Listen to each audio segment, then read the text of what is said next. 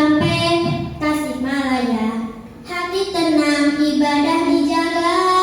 Jakarta ke Jayapura, janganlah kita berpura-pura. Madura sampai Papua, salat itu yang paling utama. Dengar ada segeralah lari, wudu yang bersih, sucikan diri. 5 waktu jangan terlewat, agar di akhirat kita selamat. Hadirin rahimakumullah, salat adalah satu-satunya ibadah yang perintahnya diturunkan langsung oleh Allah tanpa perantara malaikat Jibril.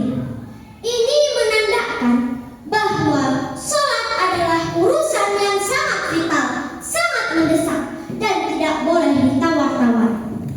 Tapi jujur saja ya hadirin, kita ini kalau dengar notifikasi dari HP jam 2 pagi, maka langsung melek, scroll HP dengan semangat. Tapi kalau dengar suara adzan subuh yang jaraknya cuma 5 meter dari telinga, tiba-tiba kita jadi punya keahlian khusus, yaitu pura-pura pingsan di bawah selimut. Betul tidak? Iya.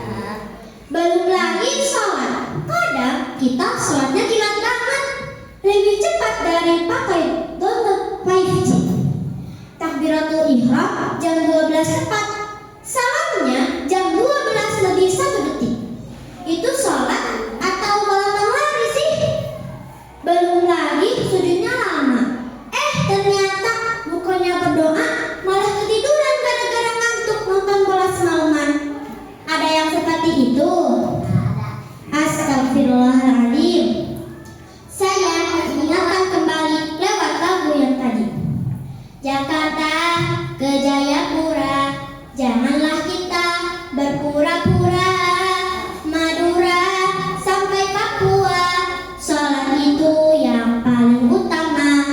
Dengar adzan, segeralah lari, wudu yang bersih, sucikan diri. 5 waktu jangan terlewat, agar di akhirat kita selamat. Nah, sholat adalah hal yang paling utama yang harus dilakukan tepat pada waktunya. Jangan ditunda-tunda, apalagi sampai dilupakan dan tidak dilaksanakan. Mengapa sholat 5 waktu sangat penting dan harus jaga?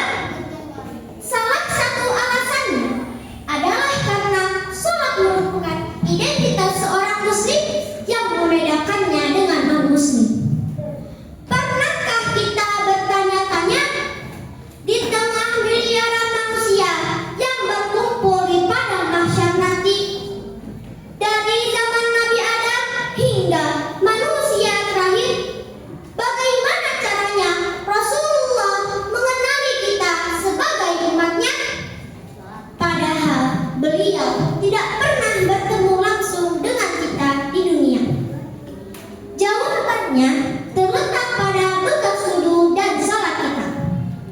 Dalam sebuah hadis, Rasulullah Shallallahu Alaihi Wasallam menegaskan, "Fa innahum ya'tuna dhurran muhajjalina minal wudu."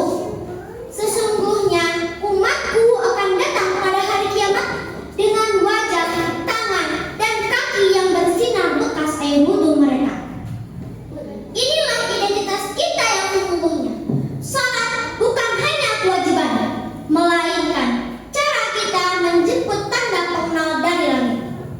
Jika kita melalaikan salat, maka kita kehilangan wudu kita. Jika kita kehilangan wudu, maka padamlah cahaya di wajah dan anggota tubuh kita. Lantas, jika cahaya itu padam, dengan identitas apa kita menghadap Rasulullah agar beliau mengenali kita dan memberikan syafaatnya?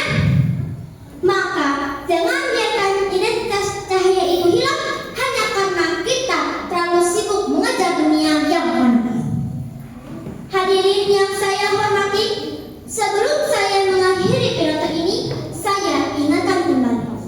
Mari kita jadikan 17 rakaat dalam sehari semalam sebagai prioritas utama di atas segala urusan dunia. Sebab